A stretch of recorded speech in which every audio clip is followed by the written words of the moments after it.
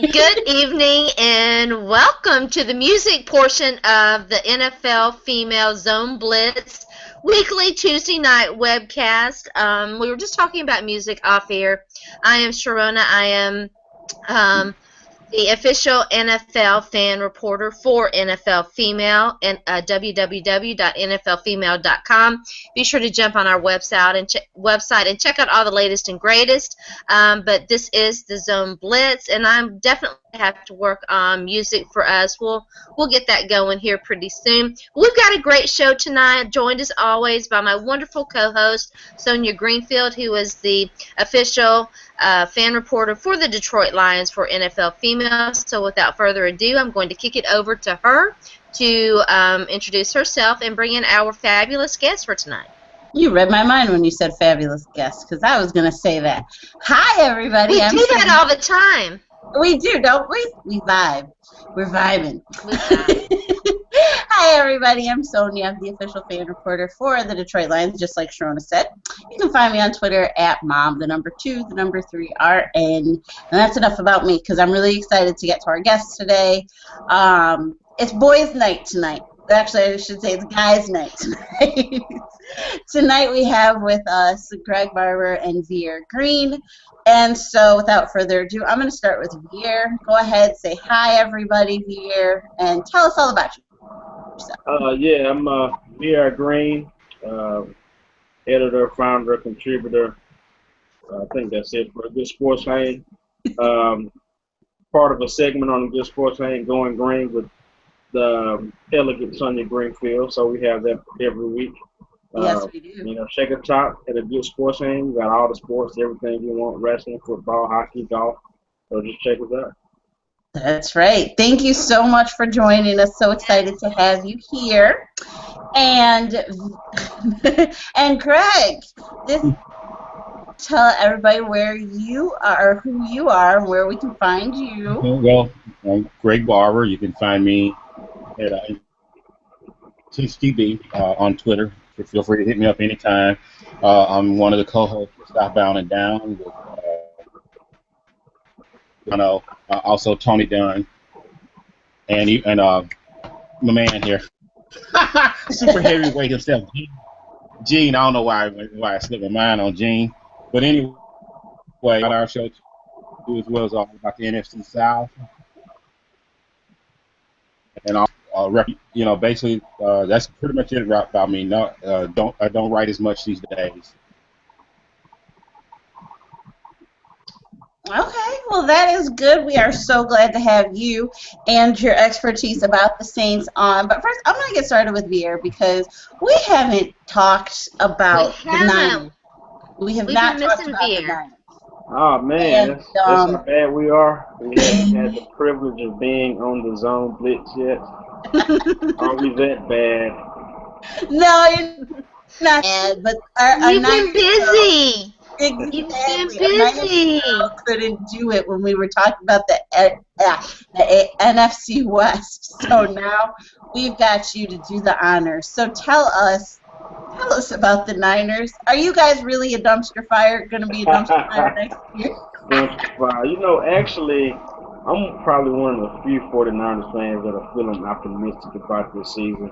I could be being blindly optimistic. I could be seeing a light at the end of the tunnel, but it could be a train coming at me. That's just how my mind works. But I think Colin Kaepernick is going to do better. It broke my heart to let Frank Gore go. He's still one of my favorite 49ers ever. So we're going to miss him, but I think Kaepernick in the new system with Chris and Tom Zula is going to want to run the ball.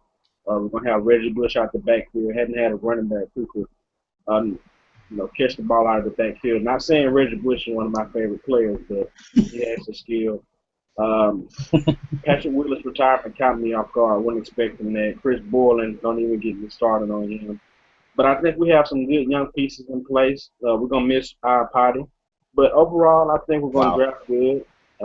Feeling good. I think the team is over the Harbaugh thing because a lot of their problem last year was just mental. I think they're going to be counted out at the beginning, and they're going to come out ready to play. And I'm feeling pretty good. I'm not as negative or dumpster fire as some 49ers people I'm talking to, but I'm feeling good right now. It I'm not it down. really was a weird 2014 Veer.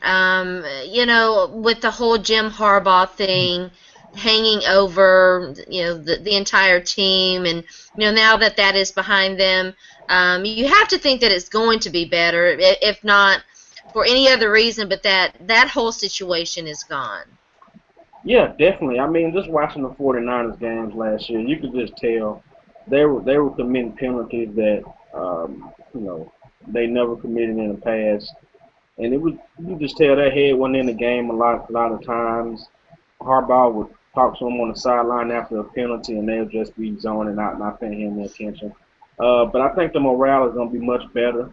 I think morale is at least a third of the battle, and I'm feeling pretty good. I think Vernon Davis, he's probably one of the biggest head cases on the team, and I think he made an excuse for the Harbaugh situation with his lack of playing time. But I think this year he's gonna be better. Tom Sula and Chris know how to get the playmakers involved early, and I think Kaepernick and Vernon Davis are gonna have better chemistry. Do you think that they're going to miss Michael Crabtree? Frank Gore, obviously, a big part of the backfield for so long. He's gone. You mentioned Reggie Bush. I've got two just real quick questions. What does the Reggie Bush signing mean for Carlos Hyde? And are they going to miss Michael Crabtree? Let me answer the second question first, because that's easy. No.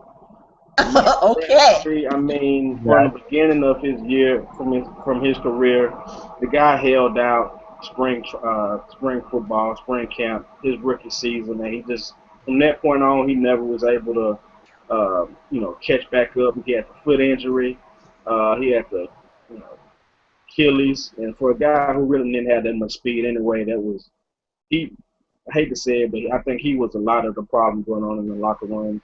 But I don't think the Reggie Bush signing means that much for Carlos Hyde. I probably would say there probably was more insurance for Kim the Hunter coming off the ACL injury. So I think Carlos Hyde is entrenched into that lead dog between tackles role. Reggie Bush, he's just somebody who's going to catch the ball out of the backfield. Maybe run some screens and draws. But Carlos Hyde is fine, but I think Kim the Hunter probably should be worried with the signing, especially if they draft another running back, because they said they want a three-headed monster. So it'll be interesting to see who they draft, but Kim the Hunter should be worried. They had 14 draft picks last year. How many do they have this year? I think the supplemental picks haven't been released yet. I don't think, but I want to say it's 9 or 10. So it's a good they've number. got a ton. Yeah, and they haven't really made any big trades or any big moves up. But I think this year they could do something. They could pull something out the work. So we'll see. They had a chance to get Odell Beckham last year, but again, the Harbaugh beef with the general manager and owner kind of stopped that. So we'll see. What do you think about Tank Carradine? Are we going to finally see something of him this year? Oh yeah, I mean he showed flashes last year, but coming off that injury, I don't think he really ever got up to game speed. But I think him and Aaron Lynch this year they will definitely get a chance to play. They just signed Gerard Eddy to an extension, so even though Justin Smith is still in limbo about retirement, they have some good guys in that front. I think they're going to miss Ray McDonald in the running game, but I love Tank from the first time they drafted him. So I think he's coming out that second year after ACL injury. I think he'll be fine and he'll show he can play consistently. Where do you think he's going to line up? I'm sorry, Sonja, just one more. Where do you think Tank's going to line up? I think they're gonna, flip him and Aaron Lynch. I think both guys can rush, both sides of the ball. They like to run that stunt when they had Alden Smith and Justin Smith. That's when that defense was at its best, when they could run stunts. So if Justin Smith not there, maybe get a DN in that 5 technique who can play. But Tank and Aaron Lynch, I mean, they're going to be able to rush the passer with Alden Smith. They can line up guys anywhere. So it's going to be fun watching this defense play. I think so too. Yeah, that's what I was actually going to ask is just, do you think that the offense has kind of been a little bit more questionable, but do you think their defense is going to be just as good this year? I won't. It's tough to say right now. They lost Fangio. That was another move that kind of hurt me. But then again, everything starts with the hardball, Trent Baalke, Jed York beef. I mean, so. But I think that Gene's gonna be a good defensive coordinator. They got Jimmy Ward. Hopefully he can play. What Eric Reed can do. Find somebody who can fill that linebacker hole like Dan Scooter. You got Bowman coming back. So I think the defense is there. Tremaine Brock. He's a good cornerback when healthy, and they lost a couple of cornerbacks. But I think they're gonna be fine. I think a lot of the defense in the NFL is scheming, and I mean, each week you have to be able to play different things. But I think the defense is gonna be fine. None against Fangio, but I mean, a lot of the players are still there. They're gonna miss Willis, but I mean, they missed him a lot last year. He didn't play with the toe, so I think definitely this defense has a chance to be good. Then again, a lot of times, people are sleeping on them. People don't think they're going to do that much. Antoine Bethea already came out and said everybody's hungry already. Nobody's giving them a chance, which is good for an athlete who needs that motivation of that kicking them. But I think the defense is going to be fine. I won't say they're going to be top 2 or 3 like they were before, but if I have a chance to take them, I'm definitely taking them on my fantasy defense. Okay. Yeah. I was going to say one thing with having Mangini as your defense coordinator. He was a consultant with the team for about 2 years, wasn't he? If I remember right. He was kind of strangely enough, he was the tight ends coach last year, which a lot of people are blaming for Vernon Davis's lack of performance. It's kind of weird having a defensive guy as a tight end coach. I agree. That's kind of fish out of water. Fish out of water, definitely. Fish out of water. But, I mean, for the most part, because he has a familiarity with the players and they have familiarity with him, the chemistry may not be as off as it would be if he came fresh out of another system or another team or something. You know what I mean? So he's already kind of acclimated. He might have a better idea of how to. Kind of knows what he got, what he's working with compared to somebody. Yeah, and definitely with Tom Zula being the head coach, being a defensive line coach last year, I think he's going to have his hands on the defense a lot. The players love him. I think they're going to roll with him. I think they'll be fine. Yeah, Veair, are you at all concerned about the relative lack of experience with the coaching staff? No, not at all. I mean, these coaches, they've been around. I mean, Chris, he was the quarterback coach, so he understands Kaepernick. He knows his strengths and weaknesses. Last year, Harbaugh, he had a lot of experience, and he did some head-scratching stuff. So I think the coaches, they may not have the NFL experience. They may not have a big name. But definitely, I love the coaches, the experience. My guy from LSU, special team coach Tim McGonaghy. Good brother, he's gonna be a great guy on special teams. Gonna have some athletes there. Like I said, Chris, the quarterback's coach now, he's the offensive coordinator. Him and Kaepernick have a chemistry. So even though a lot of people may not know the names of the 49ers coaches, I think they have experience. And the big thing is the players want to play for them. And I don't know if I can say that. That's so important. So I think the coaches have respect for the players, and I think it starts at the top. So, I mean, then we got to see how they perform under pressure when they make a couple bad plays, a couple bad calls, and the media jumps on them. But I think they'll be fine. These coaches, they've been around. They understand the business. They know how it goes. Yeah. And sometimes there's an advantage to have everyone not expect a whole lot out of you. Yeah. Because now you're not walking on the field. It's always better to be underappreciated, to fly under the radar. Yes. Exactly, the radar. And I think in this case right here, because the team is probably considered losing Harbaugh and everything else, maybe a little gutted, it's easier to walk on the field. And now you just got to have the guys step up and play. And you really don't know what they're going to do because there's no game film on them. Mm-hmm. Exactly. For a few games, for a while. Yeah, it's gonna be fun. Interested to see how these off-season workouts go. But like you said, nobody's giving them respect. And you know, these couple years has been different. Everybody's been hunting them. Now they're the hunter. So I think it's gonna be fun. The exciting news is that my Bay Navarro Bowman's back. Yes, he is. Oh man, definitely they needed that. He's back healthy. He's gonna turn up, as he loves to say. He is. He's gonna I'm be so ready excited. to play. I know, I'm excited. Yes, that'll be good. That'll be now. You know, we talk about Harbaugh. What do you think went wrong with Jim Harbaugh and the coaching situation and with management? I think, you know, just from my point of view, just from talking to a couple of 49ers fans, it was just a power struggle. I mean, you know, the management, you know, they want to have their way. Harbaugh, he's a coach. He's a strong-minded coach. I mean, you know, either you love him or you hate him. I love him, but I didn't get to work with him. You know, heard he rubbed some people the wrong way. So I think it just started with, you know, just a power struggle. And you know, media started throwing fuel on the fire week 1, and they didn't let down, and they started saying he was going to be fired even if they won a Super Bowl. So they had him fired in the preseason. They did, and you know yes, they did. Once Deion Sanders and Trent Dilfer started throwing flames on that dumpster fire, as Sonja referred to, it was just, I mean, it was all. I hate to say it, but it was down here from week 1. I think it was a power struggle. And then the players saw that. And when you see that, I mean, it's like, you know, kids.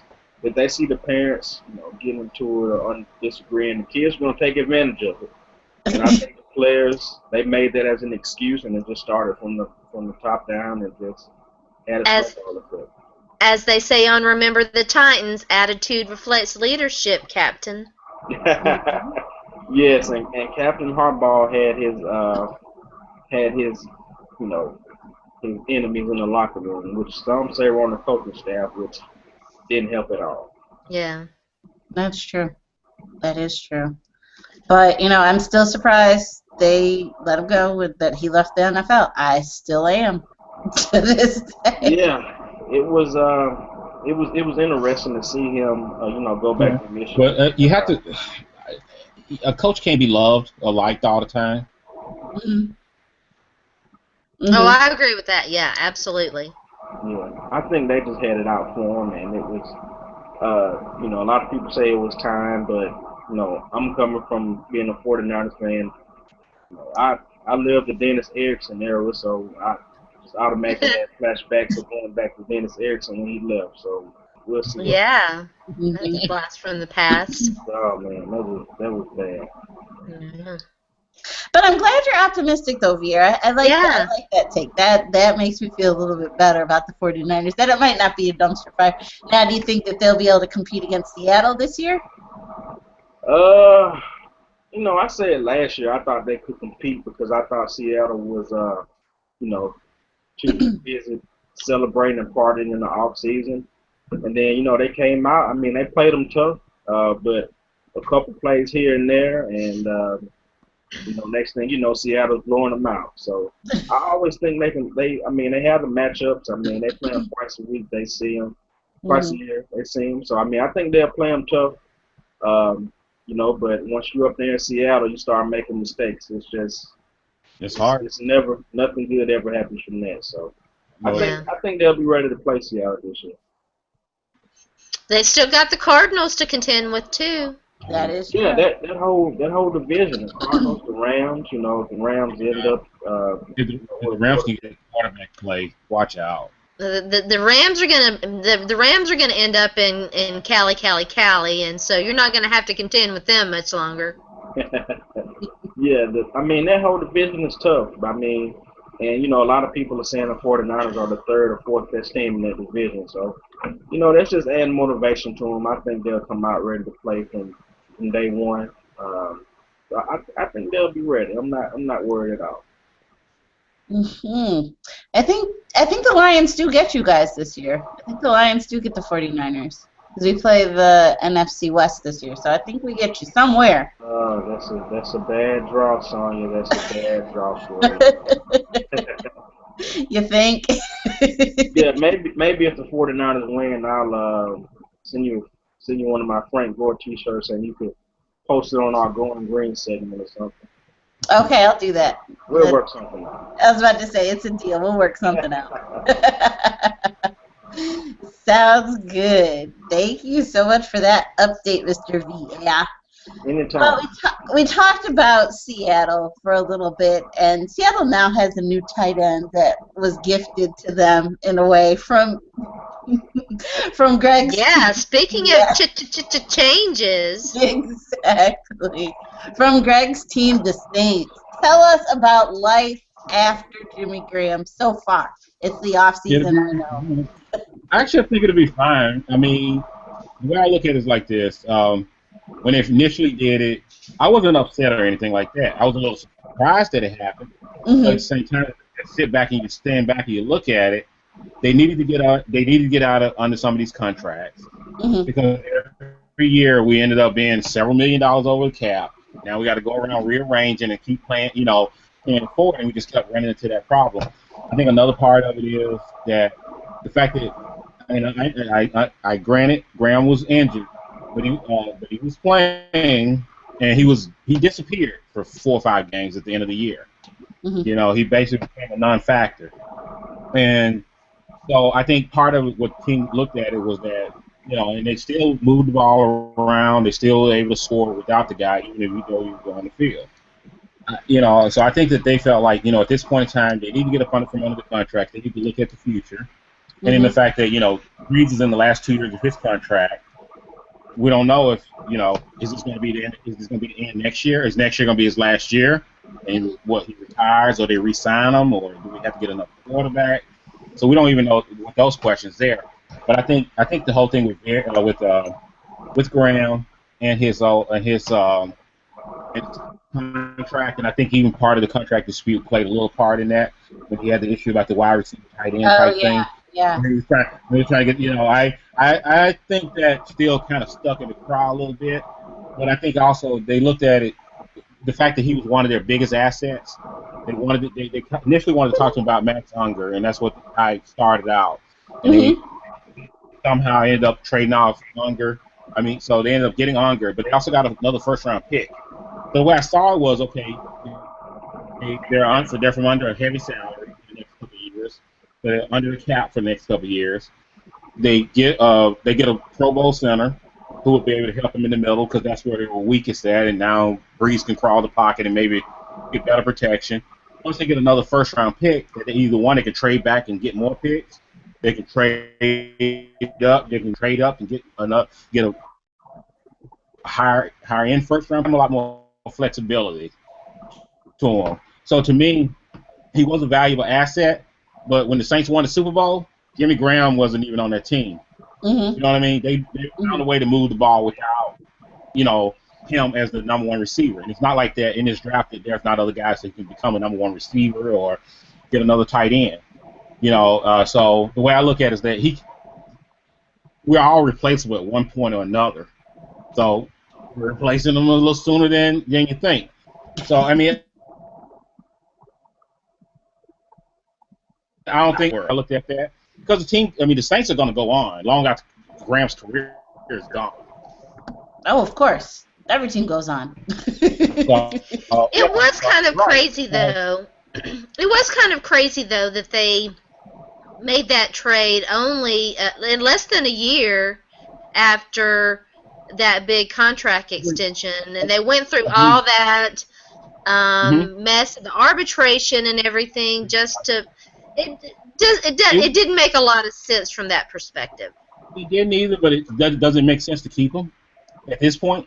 You know what I'm saying? Because I think one way or another, sometimes one way or another, you were going to pay on this one. It was going to hurt you one way or another. It's going to hurt you keeping them, in the contract, and you still got to pay that contract.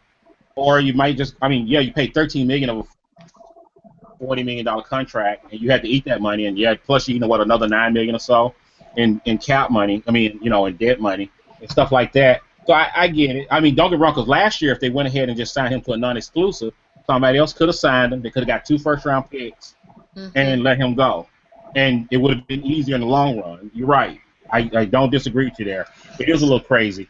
But, in some situations like this, sometimes it's better late than never. The way I looked at I didn't I was like, I don't know how you win on it. You know, if you're going to get rid of the guy, if you keep him, you still got to pay that contract. And if you don't keep him, you take a hit now, and you don't have to deal with him next year, deal with the contract next year. If I can get a cheaper option, who might can still do the job in the draft and way cheaper. You know what I mean? To still be productive because of the salary cap is now. You know, it's strange though. Was, they made that trade and got, Jimmy Graham's. Of course, they got the center in exchange. Max Unger, I think it's his name. Yeah, Max Unger. Yeah, but then they also made another trade. I was almost as shocked about the Kenny Stills trade for Daniel Ellerby as I was about the Jimmy Graham trade. It wasn't even about Ellerby. Ellerby was a throw-in. That was about the third round pick. You think about it. When they trade, but he came with a nice hefty little contract. Now I think they redid it, didn't they? No. Who, Ellerby? Oh, yeah. They cut him to the bone. Yeah, they cut him down to the bone. I think he's done. He was making $10 million with Miami, but I think it's like $1 million now in New Orleans. But I mean, I'm sure that was agreed already before he was. Yeah. They would right. Put him in the trade. And Miami was about to get rid of him, and then Miami still had to pay most of that anyway because of when they renegotiated.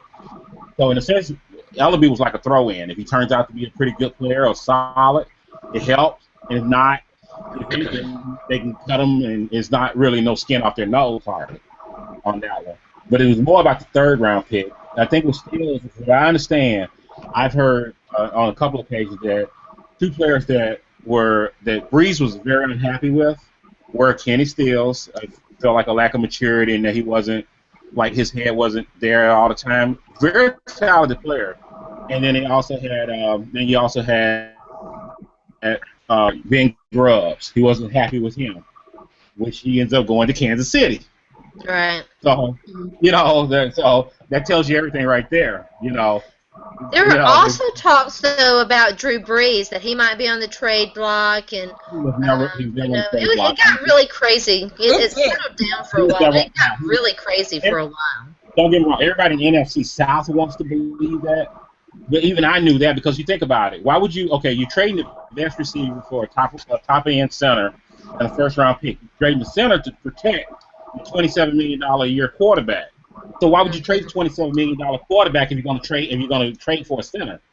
When you trade, if you're going to trade $27 million quarterback, when you maybe trade for a wide receiver, you maybe trade for something different. Because I mean, if you're not gonna, you know what I mean.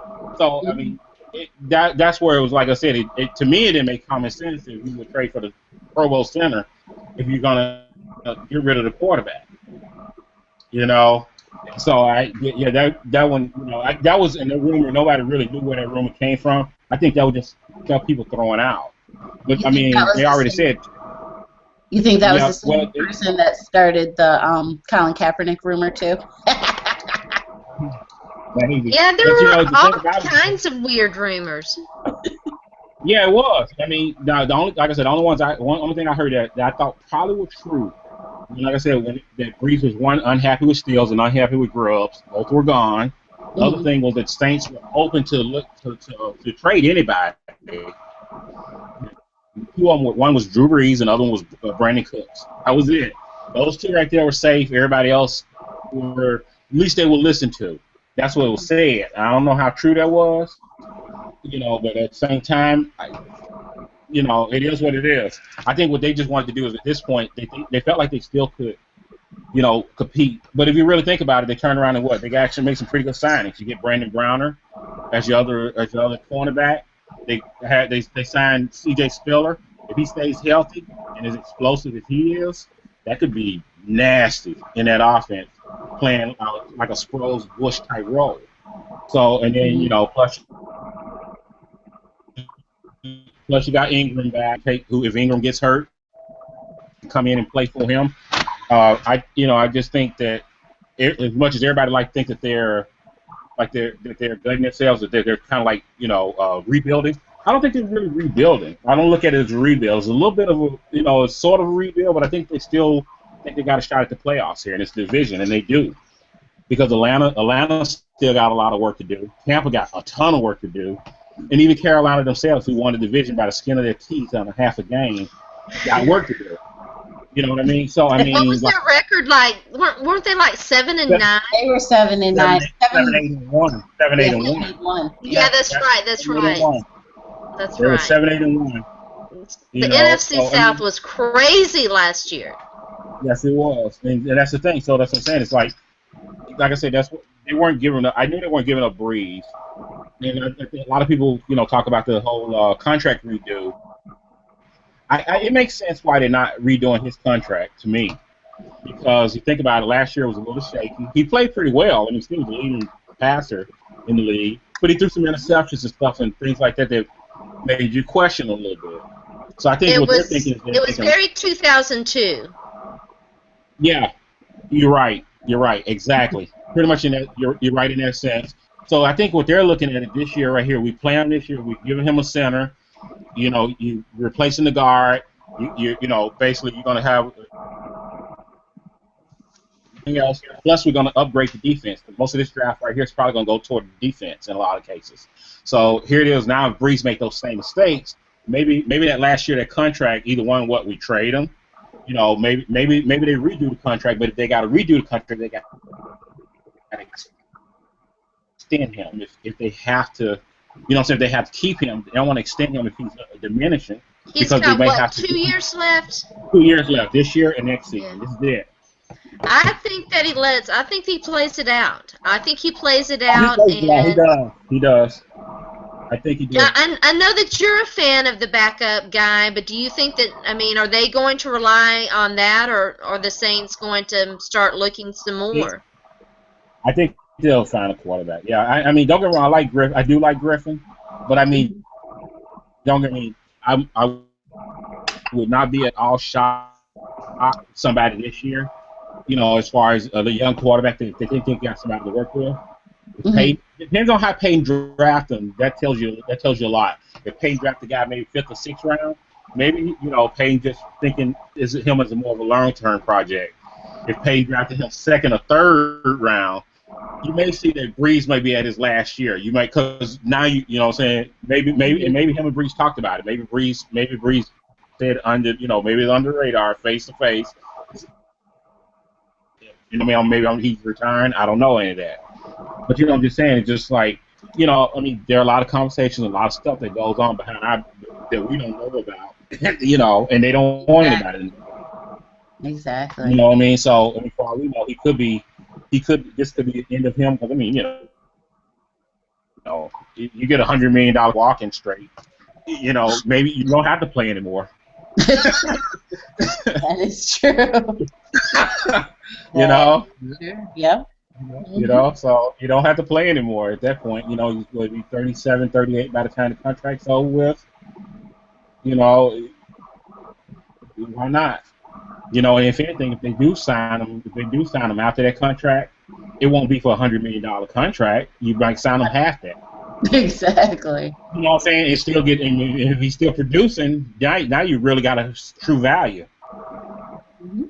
Yep. So I think it's just still a lot of options down the line that they can work with here with it.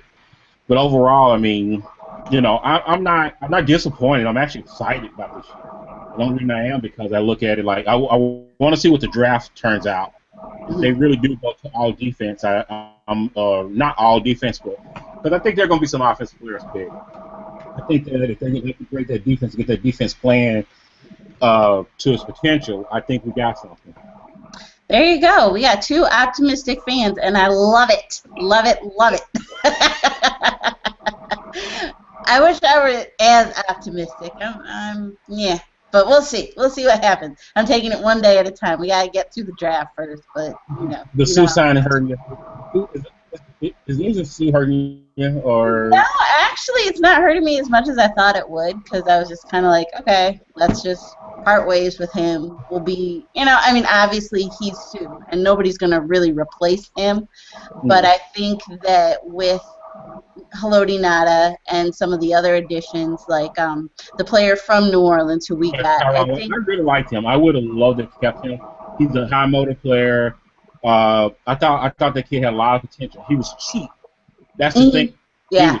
He was cheap. And so that'll be. I got a feeling if you give him enough playing time, I think he'll see somebody. I really, really do. him going there. I think that was a good move for him. Good move. And the other one was Trevor, who's the fourth running back for New Orleans. I can easily see him in New England flourishing. I really can.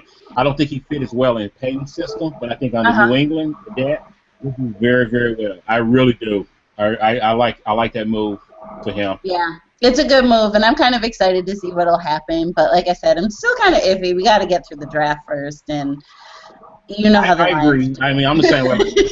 The draft can get here soon enough. I know you guys feel me on that. Girl, yes. You may never ever lie. I'm ready for this thing to be over. I'm tired of them prolonging this thing almost a doggone year in May. This thing should be over in like March. Oh, I know, right? What do you guys think about it being in Chicago? Do you guys like the idea of it moving? See, I don't know. I'll let one of y'all answer first, and I'll tell you. Veair, let's get you in here. Let you answer that. What do you think? Oh, I love it. I mean, nothing against New York. I know New York was, the Big Apple and all this, but I think it's good to move around, give the draft a different look. Help different communities because, it's because when the draft happens, it's not just a draft. It's companies coming in. For example, the NFL is doing a lot of community service events around the city of Chicago. Helping NFL play 60 the youth football leagues. So, I mean, I love it. I think if more cities can get their hands on this opportunity to have, their local economy help, the kids help, then I love it. I wouldn't mind seeing it in another city next year because it gives another city a chance to, reap the fruits of the big business that is the NFL draft. And I just love how the NFL is doing different things around the community in Chicago this year, and that's the main reason I would love to see other cities catch on to it and be able to reap some of these benefits that come with the NFL draft. Okay. I never thought of it that way. For whatever reason, I just thought of it as, okay, they're doing more changes. They're just moving it around because they can. But you're right. You bring a very good point. And then, they're helping out the communities. They're helping out their cities. And it's also kind of nice because maybe even more northern cities can get it because it's not dead cold of winter. You know what I'm saying? And so you can move it around in the north a little bit more easy, I think. So that's, I never thought of it that way. So that's a good idea. What about you, Sharona? Yeah. I like it. I like it being in Chicago. Chicago's a great city. And I agree with what Veair said about, kind of that whole spreading the wealth, letting other communities reap those benefits. And so, I think, aren't they talking about maybe putting it in LA next year or something like that? They almost on a little tour on the thing, I think. Yeah. I thought they kind of had some cities. Did they have cities lined up or picked yet? Or I have no idea. I think what happened is there's a very successful in Chicago, and it really looks good. I think you'll see a bunch of cities bidding for it, just like they do for the Super Bowl. And now that gives the NFL what? A little more power, a little more money, those type of things. Veair made some fantastic points. He really did. I'm kind of almost wondering why not leave it in New York for like maybe 1 or 2 more years, and then move it around. And the only reason I say that because, I think a lot of times they move around because they want to just keep the interest peak or try to see if they can keep that interest peak. But the interest never changed in this draft going to New York. I think if you waited till maybe the interest dropped a little bit the next year. Maybe you move it into another city, which might change it up. And you know what I'm saying? And it keeps them on top. Sometimes you could peak too soon. That's what I'm thinking. You could peak it too soon, or you maybe top yourself out to a point where you can't do anything anymore, and you kind of hit that ceiling. If you wait a little bit, maybe you don't hit that ceiling. There's still other options for you, but you may be spending those options too soon. Yeah, I definitely agree. But I wouldn't be surprised. The NFL is real big on expanding the game overseas. I wouldn't be surprised if the NFL draft went overseas to like a London or somewhere, in these next several years. Since they're trying to play more games over there, rumors are trying to get an NFL team over there. I don't think that's going to happen. But I could see the draft or something. The NFL is about money. It's about marketing. And I mean, I think they're trying to expand the game globally. And it won't surprise me if the NFL draft went overseas in the next 5 to 7 years. Not at all, but I agree with that. I totally agree with that. But, you know, I think that would be wrong, but I agree that it's a possibility. Yeah. I think, I mean, you got 50 states. You got a bunch of cities here. If they really wanted to tour, they could tour for 20 years, 30 years, 40 years in major cities just in America. Never leave the borders. Because, I mean, if you're not really going to have a team in London, not a freaking point to even have the draft in London. So why that's my point. That's the only thing I'm saying. I mean, they're playing games. Yeah, they're playing actual NFL games in London, so why not go there for the draft? I get that. Yeah. Don't the players have? I mean, don't the players have to make their? I think the players have to make their own arrangements to actually attend the draft. And so, what is the NFL going to do if they move it overseas? You know, and this year we've got the 2 top quarterbacks aren't even going to be there, and possibly 3 of the top 10 picks. Mm-hmm. Yeah, so I think they have to be careful. I mean, the NFL, it's about money. If they have to pay the top 25, 30 prospects to go over there, I mean, I never would have thought it, you know, but the NFL, it's about money and business. It's about expanding the game. And, you know, it may not happen. I may be completely wrong, but it wouldn't surprise me if the draft ended up overseas. I wouldn't be surprised. I'm just saying. I'm not sure the point. When you can go to, you got 32 NFL cities alone that you can hold. Mm-hmm. Oh, yeah, definitely. I mean, each year NFL cities, and you got others who support certain teams in that region that you can go to. Maybe, you know, hold a draft in a city like Alabama that can help their economy, or help another city, you know, that supports certain teams and things that people still can get to, and a little centrally located where maybe, you know. So I'm just saying, I just think the only reason I say that is if it's London, that's got to be way down the line. I mean, because you might as well, it is an American game in a sense, and the fact that, to me, I just think you keep it here for a little while longer if you're gonna move it around, and until London actually has a football team, then I just kind of don't see the point to have it there. I know they play games, but they don't have a home team there. That's what I have a problem with. It's very much just something to be talked about. And, you know, if it does come to fruition, we'll remember that on this day, April 14th, 2015, that Veair did come up with that idea. And that will further lead to my thought that Roger Goodell really does watch our show. Anybody complain, I'm going to have Veair's P.O. box. Yeah, right?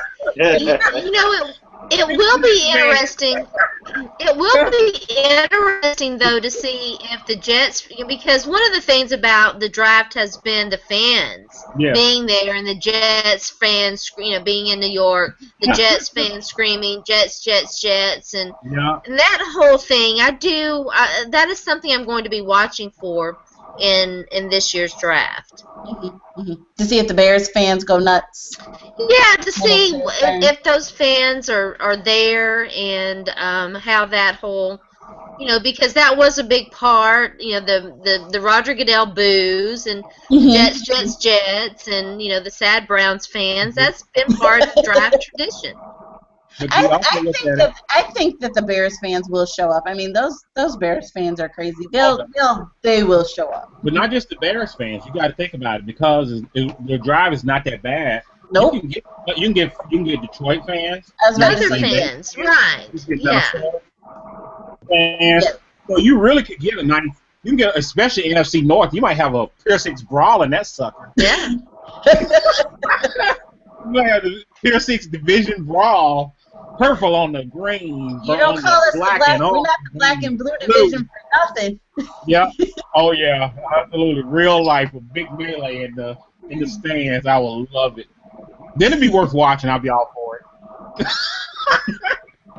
it. Off the I top. pissed it. Oh, goodness. I pissed.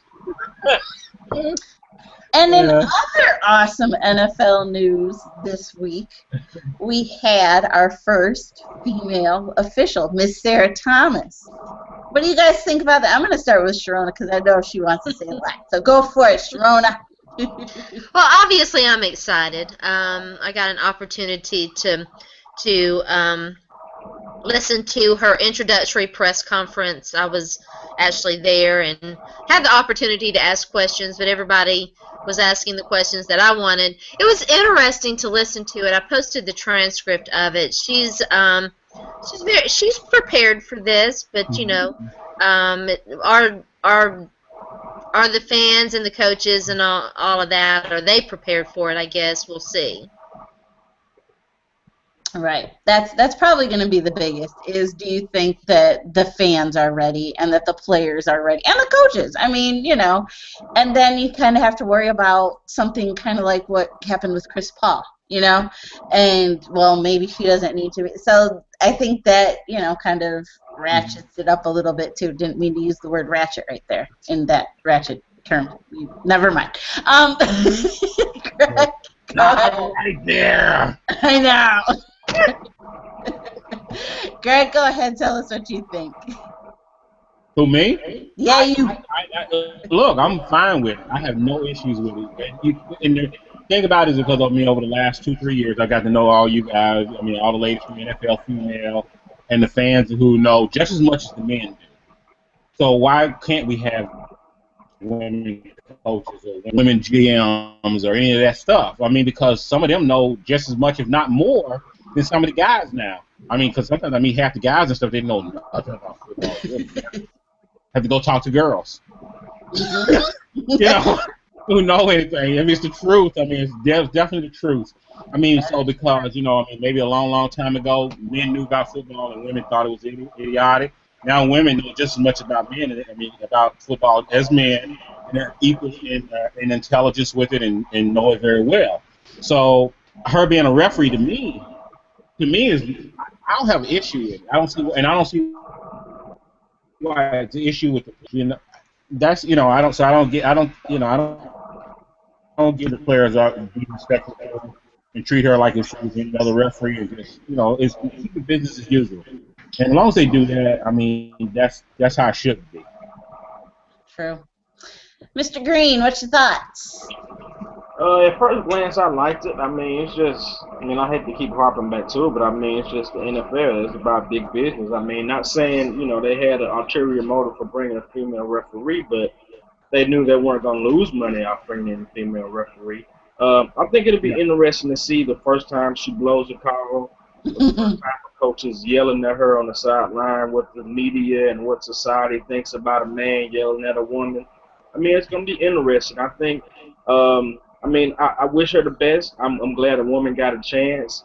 You know, it'd just be interesting to see the firestorm when something happens. Like you said with Chris Paul and the female referee. You know, a fan of the NBA, I've been watching her ever since she came on. She makes some bad calls. I mean, bottom line, she's a bad ref. But if somebody came out and said she was a bad ref, then they're saying, oh, he's saying she's bad because she's a woman, but it has nothing to do with that. Right. So it'll just be interesting to see, you know, if she misses a couple of calls, you know, if it's not always, you know, her making the best call. It'll just be interesting to see when something bad happens, how society and the media kind of, I won't say necessarily turn on her, but kind of say, hey, if it was a guy, we had made the same call. But I mean, I'm glad for it. I'm glad a woman got a chance. One of the coaches came out and said, you know, he thinks a female will be coaching in the NFL. So it'll be interesting to see. That was Bruce Arians. Bruce. So it's good to see a woman. I'm glad. You know, the Spurs coach. I can't think of her name. I'm drawing a blank right now, but she's a coach. Former Becky Hammond. Right. Yeah, she's coaching with the Spurs now. So I mean, women are coming. Fantastic player. Yeah, and we're breaking the ceiling, y'all. Well, I mean. Yes, we are. Do we have time? Yeah, we have time. You know, it takes for things to progress and get where they should be sometimes. Okay, I know. But I think we've got time for my one last question. Yeah, we got to talk about this one. Okay. My last question is, who gets their starting job back first, or do they even get their starting job back first? And that would be E.J. Manuel or Johnny Manziel. Either, neither, or both. Veair? I would say EJ Manuel because I think EJ Manuel lost his job because of performance. I think he made a couple bad plays. I think the mistakes he made were on the field, and I still think EJ Manuel's teammates rally around him for the most part. But Johnny Manziel, he has no chance of getting that job back unless the quarterback behind him just implodes. But Johnny Manziel has lost his teammates. He's a head case. I don't think the Browns should have drafted him anyway. I think Farmer made a bad mistake by drafting him. I just think Manziel I think he was done from the beginning. Anytime you have a quarterback coming out of rehab before his second season starts is bad. I don't think he's getting that spot back unless something bad happens. So I would have to say E.J. Manuel gets it back before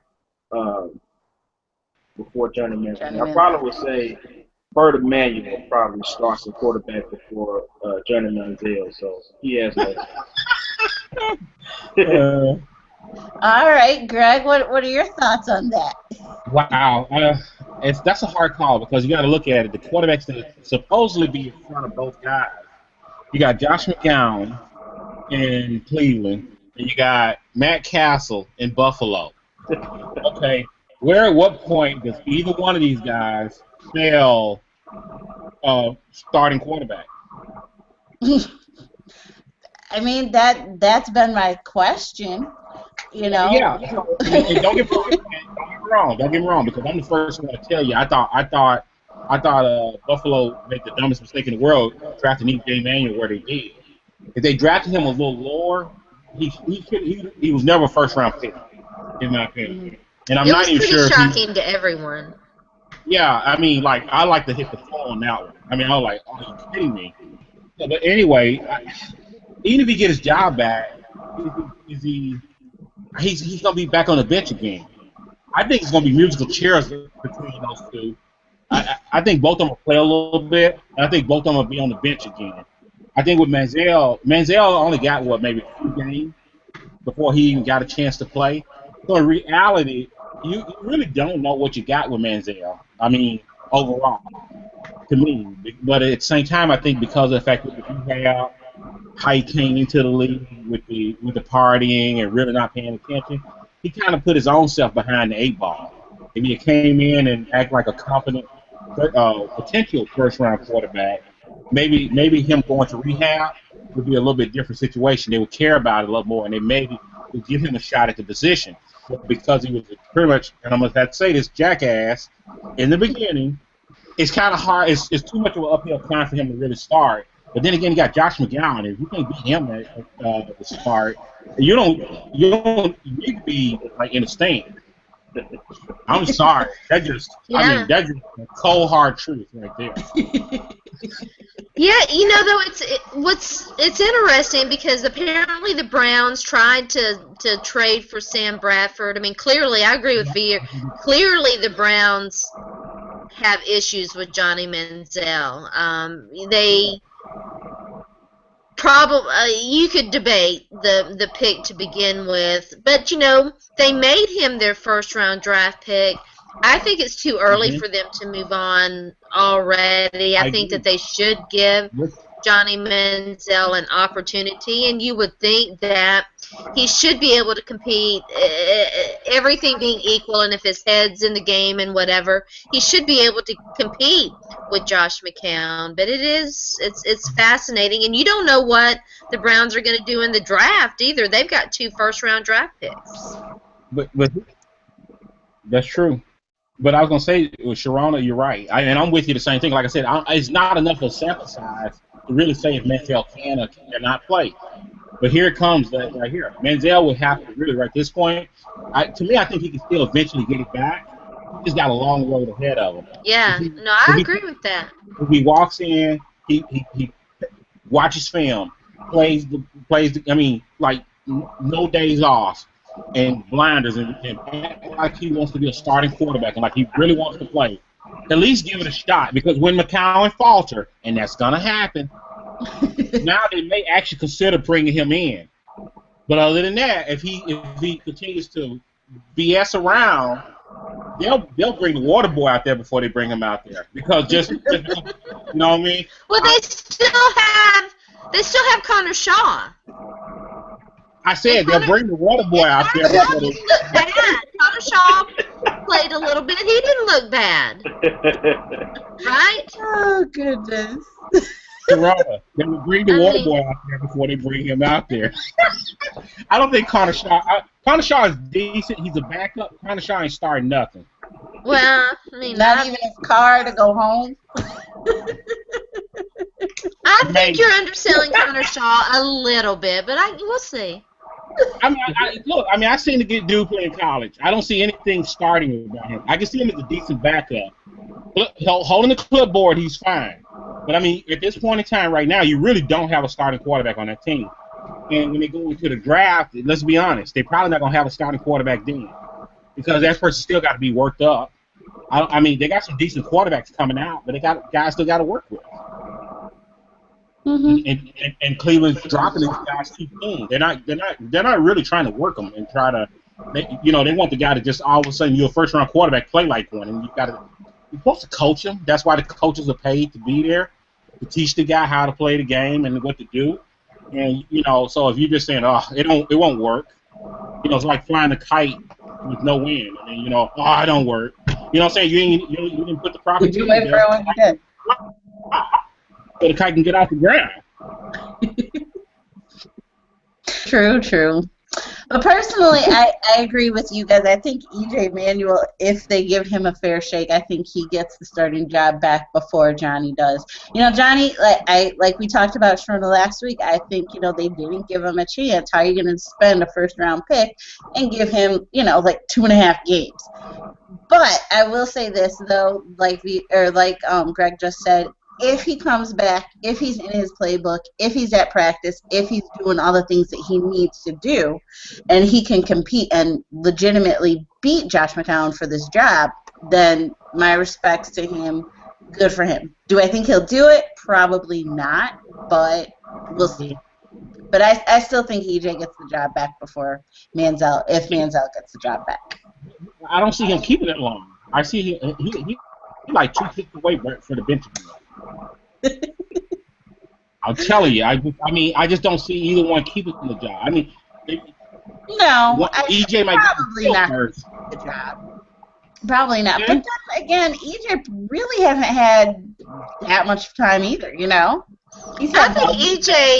I think EJ's problem were the injuries, and then that got into his head. Yep. And he was a little behind the 8 ball to begin with, and then the Bills couldn't decide what they wanted to do with him, and then they brought in Kyle Orton, and I'm not convinced the Bills are, like you said, Sonja, going to give him a legit chance. No, I mean, probably not. And they don't have a first-round pick to try and help them out either. So, I don't know. Manuel's an anomaly. I mean, the tools are there. You see the height, you see the arm strength, you see everything, but it's just something with him that just not there as a starter that made me feel like there's a potential for a truly starting quarterback. Mm-hmm. And I don't know why. He's a nice kid. He got everything there, but I just don't see starter out of it. I just don't see it. Am I wrong? Well, I don't know. I think they need to just give him a little bit more of a chance. That's just me. And if he legitimately has a chance to beat out Matt Castle, then go for it and let him try. But I agree with Sharona. I think the injuries just have gotten in his head, and the coaching staff didn't know what to do with him. But you also understand, too, Rex Ryan feels like this can be a possible playoff team. This is a 9-17. I mean, that was 9-7 last year. I think he'll go, and plus he just came out from the Geno situation. I think he'll go with the vet. I do. I think he'll go with the vet. That's why Castle's there. Because Castle is going to start. But I just think that I think EJ has to work his way up. I think if EJ can make good showing in camp and show that he can run the offense and do okay, he might be a little more comfortable if Castle falters.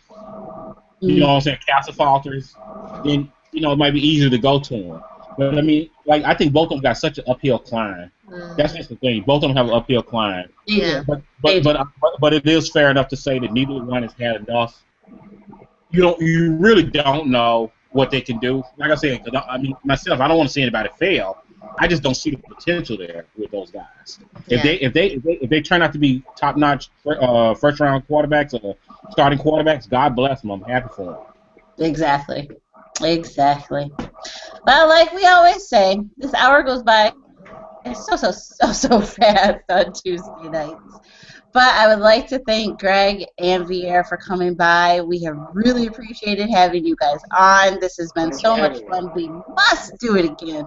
So, Veair, why don't we start with you? You can tell everybody where we can find you, things like that. Man, just check us out at a Good Sports Hang. Check out the Going Green segment with me and Sonja. Check out everything that we got going on with the website, man. It's a great website. We're trying to do big things. So, just encourage everybody to go out there, check us out. You'll definitely love the website, find something for you. And at a Good Sports Hang and goodsportshang.com is where we at. Very good. Thank you. And Greg, you want to tell us where we can find you? At IntentionTV on Twitter or also with Cat Chronicles. I do write occasionally there for Southbound and Down, and I'm also on the Southbound and Down video show as well, which will be starting back in a couple weeks right after the draft. Oh, cool. Very, very good. And Sharona. Well, actually, I'll do, and then I'll kick it over to you so you can get us out of here. I'm Sonja. I am the official fan reporter for the Detroit Lions for NFLfemale.com. And like Veair said, you can always find me doing Going Green over at a Good Sports Hang. So come check out a Good Sports Hang. Check us out. All the fun stuff we've got going on over there. We talk any and all sports, wrestling even. So check us out. And then, like I said, you can always find me at NFL Female writing about the Detroit Lions. Sharona, over to you, my love. All right. Now you could have taken us out, and I wouldn't have been upset at all. But I'm Sharona. You can find me on Twitter at Sports by Sharona. You can catch me Monday and Wednesday on Sharona Unfiltered. I had my girl Sonja on helping me co-host last Wednesday. Another great show in the morning. Fridays on Game Over with Vashti and Sharona, writing always at NFL Female and for Pro Player Insiders. And, occasionally I get a few minutes to game a little bit, so check out my website. I was killing dragons the past few weekends. Yeah, I noticed that. You're playing some games this past couple weeks. That's right. Girl power, baby. Thanks for tuning in. This has been the Zone Blitz by NFL Female. Shout out to Liz, as always, who makes this possible. Check out the website, www.nflfemale.com. And be sure to check out our third and short little mini podcasts that are being done by Dana O'Gorham. And we'll be back next week with another great show. Thanks for tuning in, and have a very pleasant evening.